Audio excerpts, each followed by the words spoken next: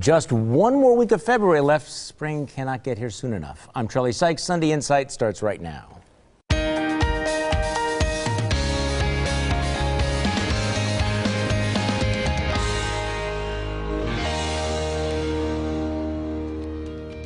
Good morning and welcome to Sunday Insight. In the week that was a good week for Scott Walker, who continues to build his national presidential team, a bad week for Senator Tammy Baldwin. Her former aide, Marquette Baylor, turns down the hush money she'd been offered after she was fired in the wake of the VA scandal. The Bucks make a big trade. Brandon Knight for 3 players. A huge jump in heroin deaths in Milwaukee, up 72% in just 1 year. The Milwaukee County Board overrides a veto and decides to continue making millions of dollars in improper pension payments. So yeah, nothing much has changed there.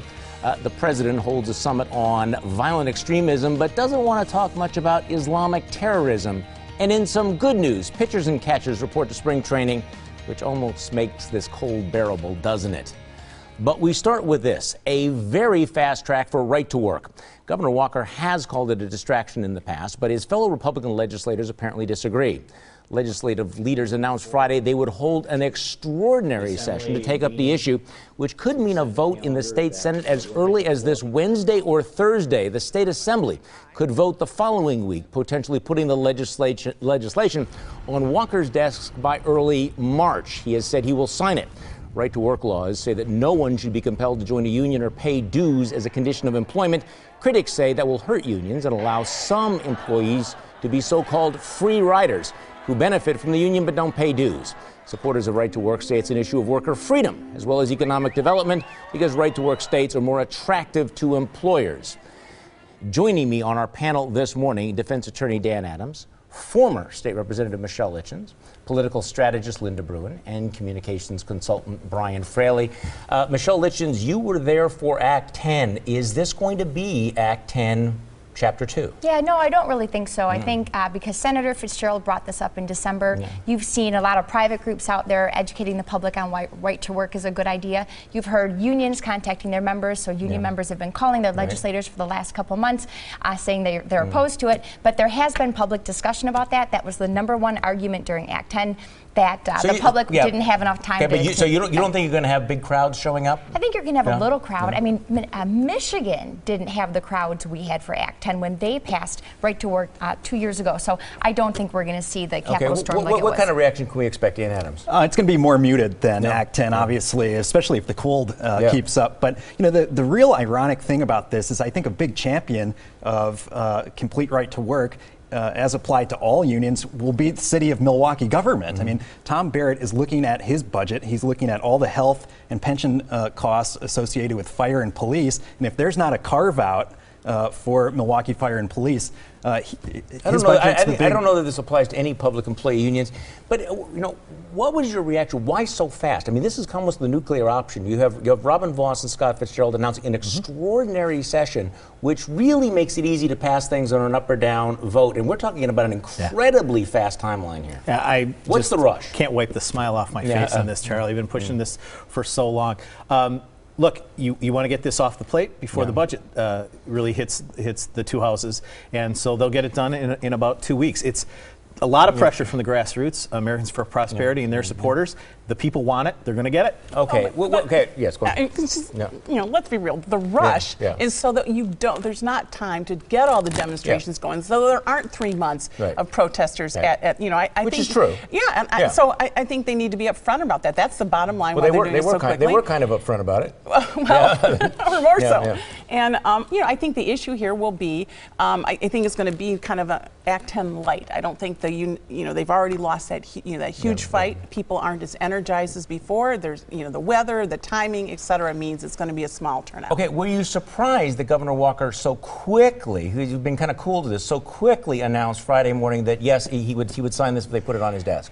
No, because he's never said in the past that he wouldn't sign it. He just said, I want to delay it. I think we've been pretty clear all along he'd sign it. What does this do for Walker? Because, I mean, Scott Walker has been saying it's a distraction. He has not led on this. This is an instance where the legislature is providing the leadership. Does this help Walker? Does it complicate things for him? What effect does it have? I think this is great for Walker. I think it's even better for Walker if there's protests in Madison again, or if they're outside protesting his house again. So I think this is definitely going to benefit him in the long run. You're nodding. It's a big plus. It's a big plus for the governor. I mean, come on, look Look at what happened this week when they protested in front of the house that his parents live in. Bring the protesters. Maybe the Walker campaign committee should rent some buses and bring them up to Madison. It's a plus. But take away the theatrics of it. Yeah. The policy of it itself is a plus for Walker here in Wisconsin and across the country. I was surprised because I figured they were going to wait for Dewey Strobel, who won this big primary last week, to be seated. Now the Republicans have 18 votes right now. They will have 19 when Dewey Strobel is seated. But Scott Fitzgerald said that when he realized he had 17 votes, he figured this was the theory. When you have the votes, you take the vote, you go ahead with it. The extraordinary session means, among other things, that Democrats aren't going to be able to run away and hide in Illinois. So this is going to happen unless something unforeseen happens, which of course always can happen. So what has your glass half full? What has your glass half empty this week? We'll go around the table. Dan Adams, you're first. My glass is half full because a proposal to lower fine amounts for low-level marijuana possession had a successful hearing before the Milwaukee Common Council. This proposal could lessen some of the misery marijuana laws inflict on Milwaukee's working poor. My glass is half empty because while we may be making progress on marijuana laws, Wisconsin's actual drug epidemic, heroin, seems out of control. Deaths caused by heroin continue to rise throughout the state. Michelle Litchens. My glass is half full because the Senate is taking up right-to-work legislation this week.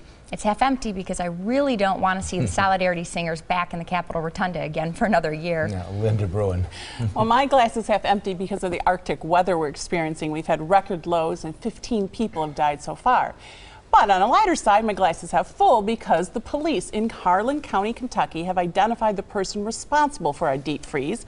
They've issued an arrest warrant for Frozen's Queen Elsa of Arendelle, describing the suspect as a blonde woman last seen in a long blue dress and known to break into song. Brian Fraley. Hey, I have two daughters under the age of 5. Don't knock Frozen or you're in trouble. My glass is half full because my company is moving to new offices on Blue Mountain Road in Brookfield this week. But it's half empty because, well, who likes packing and unpacking? Well, my glass is half empty because the left and the media, but I repeat myself, continue to try to make a big issue of Scott Walker's lack of a college degree. It's half full because a majority of voters clearly don't care. So will protests against Governor Walker backfire? We will talk about that next on Sunday Insight.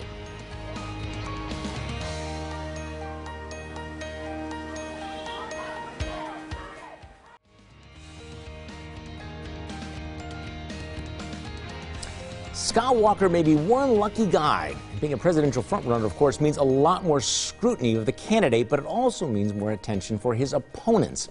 A New York Times columnist tries to blame him for teacher layoffs that occurred the year before he became governor, and those opponents were back in the spotlight last week. Union activists picketing Walker's private residence where his elderly parents live.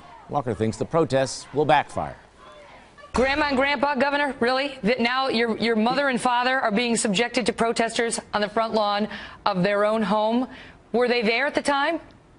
They were. I think my dad said this morning when I talked to him, he turned his hearing aid down a little bit. My mom is so wonderful. She was actually half tempted to send him some chocolate chip cookies outside because she sends those to our neighbors all the time. But my neighbors are kind of bummed because normally she's dropping off chocolate chip cookies, and it was a little hard for her to go out and do that. Linda Bruin, one of the things that Scott Walker's always had going for him is he's had really good opponents who cannot help overreaching. Agree or disagree? Actually, I'm going to agree with you. I think going to his protesting outside of his parents' house was just a huge mistake of the protesters. The Walker's parents are absolutely charming, wonderful, unpretentious people, and to go after senior citizens in home is just ridiculous. You know where the governor lives. If you want to protest, go to where the governor lives. It's called the State House. You can go there. Governor's mansion. A week ago we were talking about his, the controversy about his refusal to answer the question about evolution, or as the British call it, evolution. But this week it was interesting, the conversation shifted to the overreach. You have Howard Dean going on MSNBC saying the lack of a college degree meant he was unknowledgeable. You had that New York Times column. You had the protest. There's something about Scott Walker that just makes the left, they just can't help themselves, can they? Well, their hate is strong. And thank you, leftist idiots, for pointing out to the entire country that Scott Walker's home is nice middle-class house in Wauwatosa. He's not a rich one-percenter. This is helping him for his national aspirations, too. It's great. Okay, Dan Adams, are there grown-ups in the Democratic Party who kind of realize that this stuff backfires? Yes. Okay. And I'm one of them. Okay.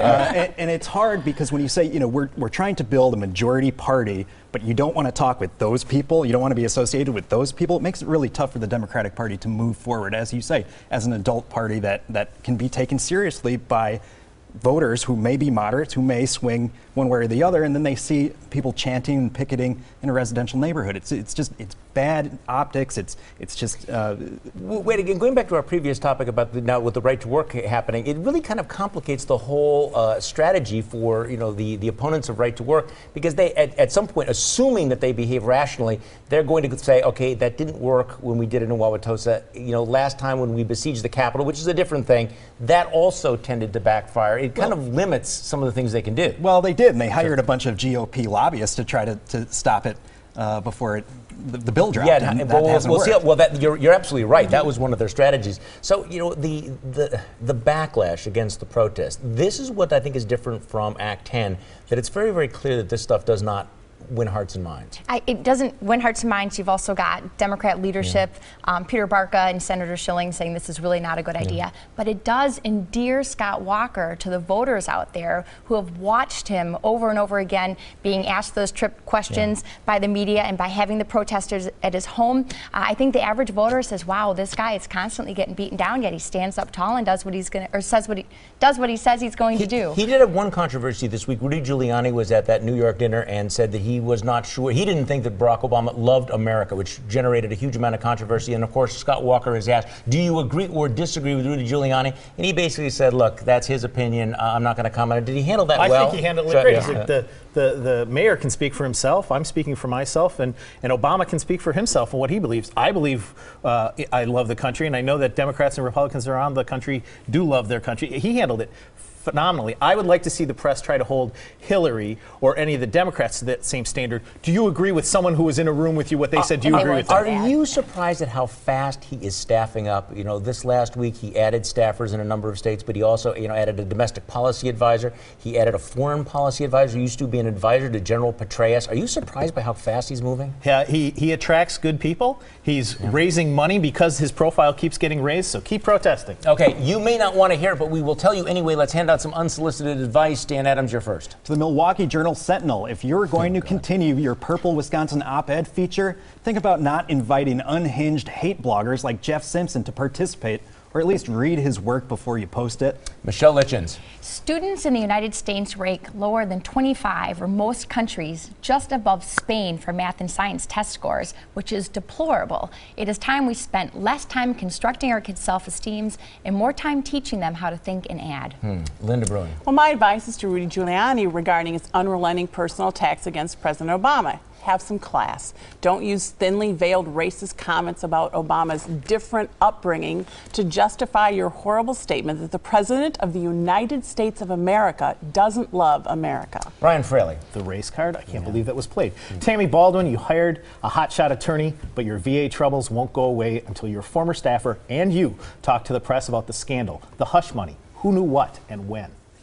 Well, my unsolicited advice is to the unionistas out there. If you're thinking about staging another siege of Madison to fight right to work, remember how that worked out last time. You were the reason Scott Walker is the leading candidate for president rather than just another Midwestern governor with a bald spot. Next on Sunday Insight, the clock is running for a decision on building a new arena for the Milwaukee Bucks.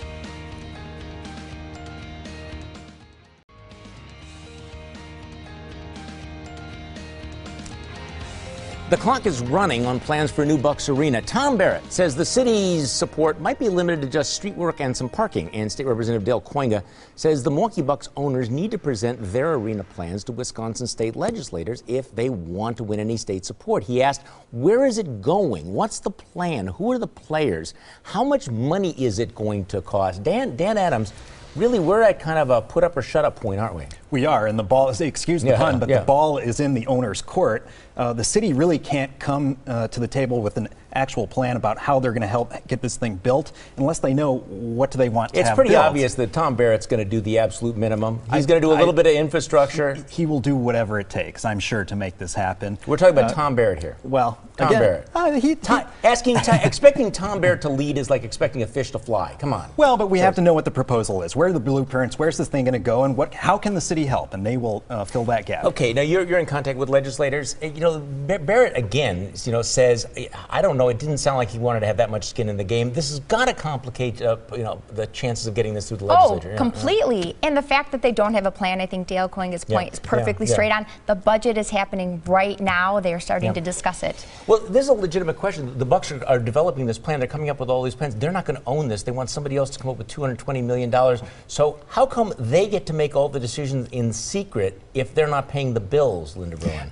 Well, I think that's a fabulous question, and I think this. I thought so too. And I think them ducking this and not coming forward with a plan gives all the politicians, whether it's Tom Barrett or the Common Council or the state legislature, a lot of withdrawal room because. You have to, for them to buy in, you have to know what the plan is. I think it's ridiculous for a politician to support something until they know what it's going to be. Brian Fraley. You keep mentioning this Tom Barrett. Who is he? Yeah. He's the mayor of Milwaukee. Had no idea. He's not just AWOL on the Bucks plan. He's AWOL on an awful lot of things.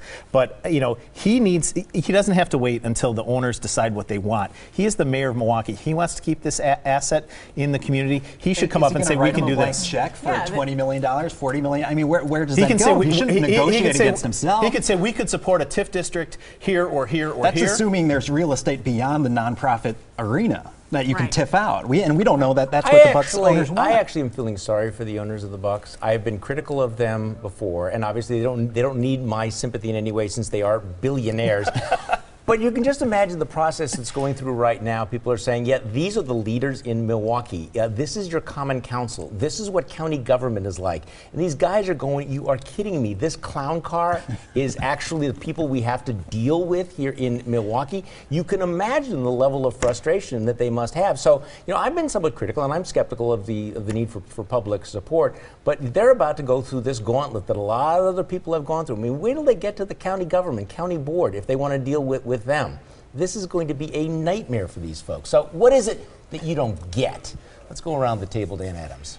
What I don't get is why the Menominee Indians would hike 150 miles to the state capitol in the winter cold to lobby Governor Walker on the Kenosha casino. Folks, it wasn't going to happen. It's done. Time to move on. Michelle Litchens. What I don't get is why when Rudy Giuliani challenges the president's love of country, the media has a meltdown, but when candidate Obama said President Bush was unpatriotic, the media said nothing. Linda Bruin. Well, I don't get why the president refuses to use the term Muslim terrorists or Muslim extremists when referring to ISIS. That is what they are.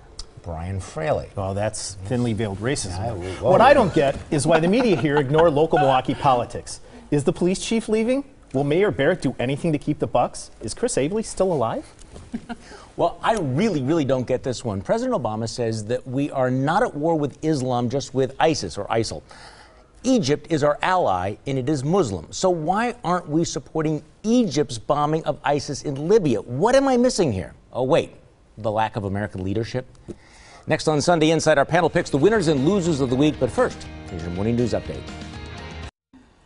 It is time for our panel to pick the winners and losers of the week. Dan Adams, you're first. My winner, former Senator Russ Feingold, who seems to be the only Democrat being mentioned as a 2016 opponent to Senator Ron Johnson. My losers are Wisconsin Democrats if Feingold is the party's candidate.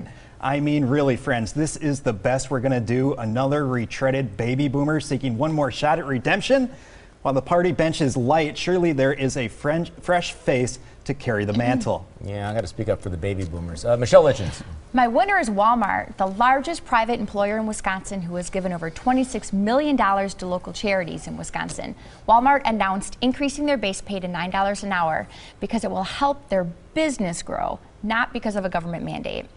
My loser is Dr. Bess Luke, the UW Whitewater English professor who offered extra credit to her students for participating or watching a protest over Governor Walker's budget. To encourage participation in college is what college is all about, but for only promoting one-sided participation makes Luke a loser. Linda Bruin. Well, my winner is the local headquarters of Kohl's, who donated $18 million to nonprofit charities in 2014. Thank you.